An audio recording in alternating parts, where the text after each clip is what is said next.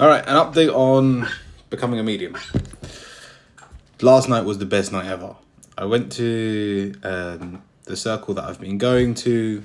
Now, usually with physical medium circles, you have the main medium and then people around who channel their energy towards the physical medium so that you can get phenomena like physical voice and things like that.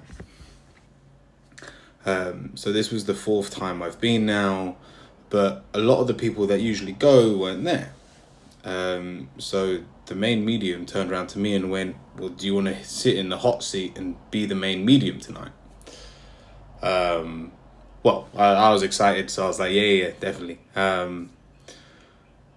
It felt completely different because the whole time in the other circles, I've been told you should be feeling this like heavy energy within your solar plexus, and you'll be able to feel the energy change as spirit guides come in and out, and you'll be able to feel the energy, and you'll get to the point where you'll be able to see them and know who's about to talk before they talk. This was the first time that like I immediately got that link, if you will. Well, first of all, I saw, so there was 3 of us there plus a dog. I saw like energy wires between the 3 of us making a triangle. The dog was just roaming. The dog didn't care this time. Usually the dog goes to sleep. Obviously wasn't. He was like, this isn't the medium I'm used to. But I felt that energy, and it very quickly like rose up into my heart. And I felt 2 things. I felt like a pressure on my heart, like a weight that would like go and come as like the energy went and came from my body. And then when my spirit guides were near me, I felt like a pulling of my heart. And it was, my teacher turned around to me and went, okay, call your spirit guides into your auric field. And so I said out loud, spirit guides, please come into my auric field.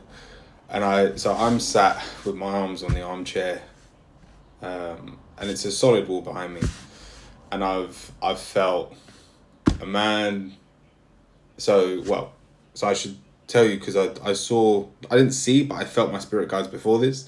And I had one man next to me on the left, one man next to me on the right, and I had a woman behind me. But I felt someone sit on my arm on my left. I felt someone sit on my arm on my right. And then shortly after, I felt 2 hands just above my ears, like hold my head. And I was like, oh. And then whenever I'd open my eyes, so we're in red light. So it's quite a dark room. But when that happened, like the room got darker, and I could see less, and I was like, I really want to try and say something and see if I'm in trance. And from my teacher's perspective, he was telling me I was very much in trance. I was in a state of like a different state of awareness, but I wasn't able to speak trance yet, which maybe for my fourth circle, maybe a bit too optimistic, but like I wouldn't have been surprised if it did happen. It didn't happen. But what I did see was my teacher started talking about using your imagination and seeing what comes, and he said the word beach, and the man on my left handed me this like fuck off heavy book, and I was like, boom. It was metal, and it was like silver and red color. And I'm like, in my mind, I'm trying to open this thing, and I'm like, but as I've opened it, it's a living painting. Like it was a beach. Like I don't know how to explain it. Imagine being on the beach and then your body being able to step back out of a book and the beach still being there. Like the beach was just on the page moving, like beautiful, like gold and blue colors, and like the palm trees. I saw the ocean, the sun was bright, like it was clear as day. And I was like, oh crap, like that's awesome. And then because like as you do with these kind of things, you kind of doubt yourself. And I went, oh, like that felt too easy. So that night when we'd finished and I'm come home, I'm lying down in my bed and I've gone, give me a different book. And I'm trying to, and I'm like, I didn't feel the weight had gone of the book, the imagery, like I could imagine things in my mind, but it was nothing like the image that I saw while in that state. And then I actually got to talk to Percival, who is my teacher's spirit guide. So he spoke through him, and I spoke to him. And because there wasn't a lot of people here, it was the first time I kind of just got like a one-on-one conversation. And he's been very human. It's probably the best way of putting this. When I've spoken to him, he says everything almost matter of fact. He uses like our time and things like that. And I was like, the whole time I'm like, you're a spirit. You know there is no such thing as time.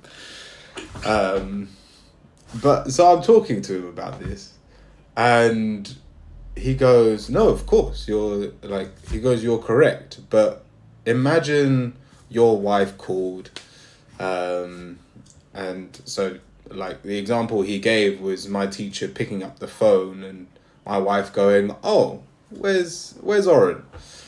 And he went, oh, he's now, and when will he be home?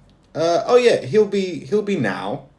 Like when you put it in that context, it makes complete sense why I wanted to, because I was using the word, why is he dumbing it down for us? But I see now that it wasn't him dumbing it down. You can still be of the perspective that everything is in the now while just using language that people understand around you. But from my perspective before, I was there like, are you like a childish spirit? Like, do you not have full access to what's going on over there? So it was a nice like wake up call from me that I don't know, they are smarter than me. I guess they have to be my reflection. So they can't be smarter than me, but they have more information than Oren has currently, which was nice to know. So yeah, I ended up coming away from that conversation just laughing, and like me and Percival were just having a hilarious time. And he confirmed something to me, because I'm still trying to manifest a house and things like that. And he turned around to me and he goes, you know you're trying to move? And I go, yes. And he goes, well, like, if you feel like you're moving slowly with spirit, realize that what you feel now with us, which is us just having a conversation, when you've moved, when you've settled in, it will feel like we're like barreling down at you, like our presence you will not be able to push away. And it was an amazing confirmation, because first of all,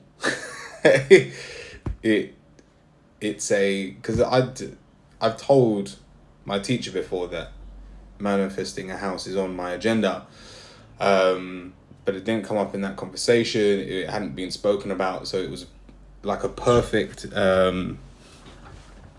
what's the word? It wasn't evidence. It was like it was the perfect synchronicity for not only was your manifestations getting close, but the connection you have with spirit you are only just tapping into. So yeah, beautiful experience last night. And my teacher kept like making me try and come out of trance. And I asked him, like, why did you keep taking me to come out? Because at one point I hadn't spoken for like half an hour, and I was just like meditating in front of my teacher and the other man in the circle.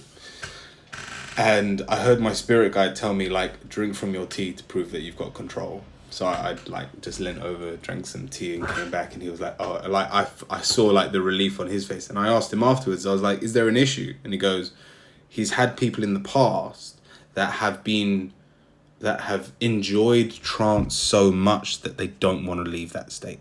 I'll leave that there.